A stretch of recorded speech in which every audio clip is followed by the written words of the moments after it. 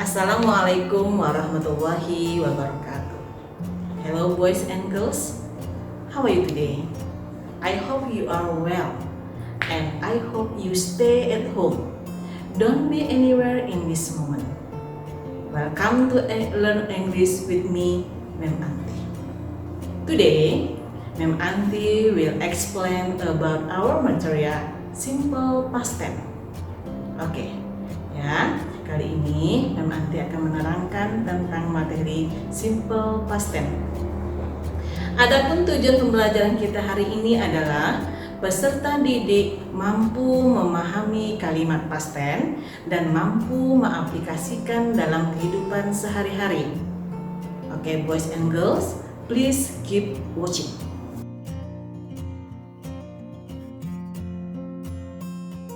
Students, apakah kamu tahu apa itu simple past tense? Ya, simple past tense adalah kalimat yang digunakan untuk menyatakan kejadian yang terjadi di masa lampau dan telah berakhir di masa lampau. Dalam bahasa Inggris, kalimat terbagi dua jenis, two kinds of sentence. Yang pertama, nominal sentence. Yang kedua, verbal sentence. Nominal sentences yaitu kalimat yang predikatnya berupa kata kerja bantu atau to be, was, dan were, dan setelah itu diikuti oleh adjective, kata sifat, noun, kata benda, dan adverb, kata keterangan. Jadi dalam nominal sentence ini kalimatnya tidak ada kata kerja, hanya ada kata sifat, kata benda, atau kata keterangan. Sebagai contoh, saya lelah sekali tadi malam. Nah, di kalimat ini tidak ada kata kerja. Maka karena kejadiannya pada masa lampau, kita gunakan kalimatnya I was so tired last night. To be dalam simple past tense yaitu was dan were. Was digunakan untuk subjek I, she, he, it, nama orang satu orang, Izan, dan satu buah benda atau binatang atau tumbuhan, yaitu seperti contohnya my cat. Were digunakan untuk subjek you, they, we, orang dua orang, Izan and Nahda, dan jamak bendanya yaitu my cats.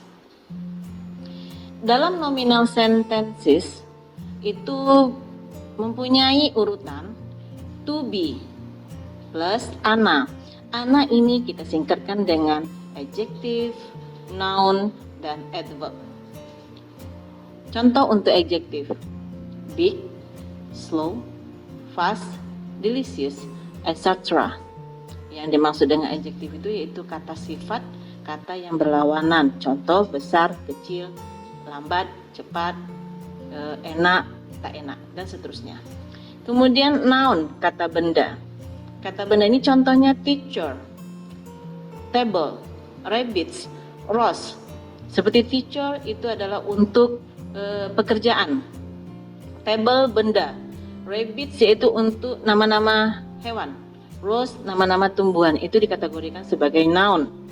And then adverb yaitu kata keterangan. Biasanya kata keterangan itu ditambahi dengan pronoun at, in, on. Contoh at home, in the classroom, on the bus, etc. Example for nominal sentences. Makanan ini enak kemarin. Dalam kalimat ini kan tidak ada kata kerja, maka kita gunakan to be. Karena kejadiannya pada masa lampau, maka kalimatnya berubah menjadi this food was delicious yesterday. Kalimat positif. Kalau kalimat negatifnya, makanan ini tidak enak kemarin. This food was not delicious yesterday. Kalimat negatif, ada kata not sesudah to be-nya. And then untuk interrogative, apakah makanan ini enak kemarin? Dahulukan to be-nya menjadi was this food delicious yesterday. Adapun pattern of this nominal sentence untuk positif, subject, plus to be, was, were, plus ana. Kita ketahui ana tadi singkatan daripada adjective, noun, and adverb. And then untuk negatif, subject plus to be, was or were, plus not, plus ana. And then untuk interrogative, to be, was or were, plus subject, plus ana. Kamu bisa lihat pada contoh di atas. This food was delicious yesterday. This food was not delicious yesterday. Was this food delicious yesterday? Nah, kalau didahului dengan to be, jawabannya yes atau no. Yang kedua yaitu verbal sentence. Apa itu verbal sentence? Yaitu kalimat yang predikatnya terdiri dari kata kerja. Sama-sama kita ketahui tadinya yang nominal itu tidak ada kata kerja. Nah, sekarang pada verbal sentence ada kata kerjanya. Verbal sentence atau verb kata kerja itu terbagi dua, yaitu regular verb dan irregular verb. Regular verb itu kata kerja beraturan. Apa yang dimaksud dengan kata kerja beraturan? Yaitu pada kata kerja kedua dan ketiganya beratur. Beraturnya ditambah ed. Itu namanya kata kerja beraturan. Contoh, kata kerja pertamanya walk, keduanya walk, ketiganya walk, tambah ed. Bacanya nggak dibunyikan. Kemudian stop, stop, stop. And then wait, waited, waited. Nah, ini kalau untuk regular verb. Pada kata kerja kedua dan ketiganya ditambah ed. Beraturan mereka itu.